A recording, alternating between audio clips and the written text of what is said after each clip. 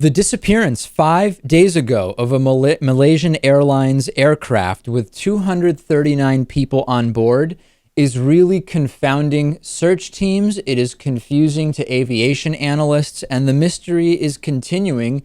And of course, this has allowed the slight opening of the window for conspiracy theorists to swoop in with all sorts of different ideas, which we'll talk about. We are talking about a Boeing 777-200.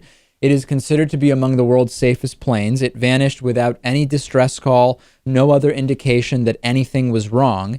Now, half a week later, 9 countries, including the US and Australia, have joined a search that has been focusing on the Gulf of Thailand between Malaysia and Vietnam, but is now extending west into Indonesia and east into the South China Sea. And this is just a situation that is both understandably scary to those who fly on planes, the idea that the plane could just disappear, but it's also confusing to the search teams, because how could so many presumably well-coordinated resources be having so much trouble finding any evidence that this plane was there?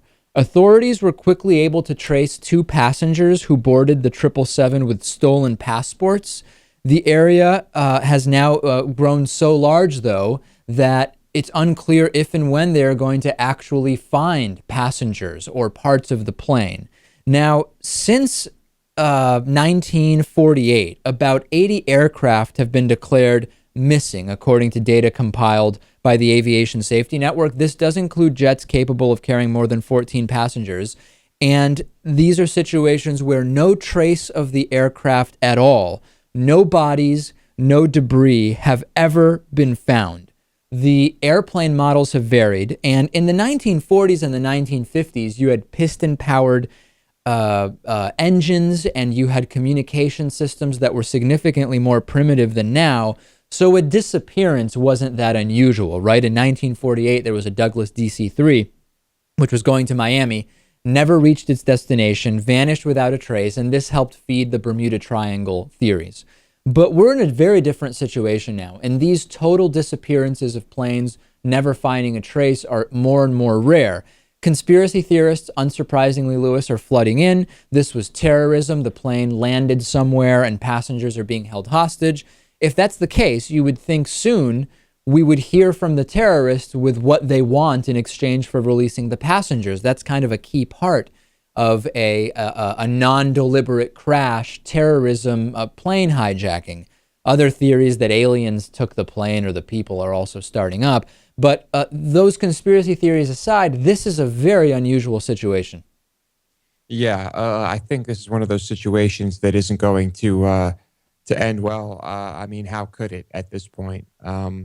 I mean, my guess would be that it either broke up in midair and was spread over such a wide distance in such little pieces that I don't know, just maybe impossible to find, or just crashed in some really obscure location. Those are the most likely scenarios for sure, but it is not stopping speculation. It also should really be making us further explore how aware are we of exactly where planes are and our ability to follow them and our search and rescue operations. And hopefully soon there will be some news. Obviously, with every days ago, the hope for positive news was already mostly gone, if we're to speak realistically. Subscribe to our channel, new videos every day. Forget about boring corporate media. Click below to subscribe.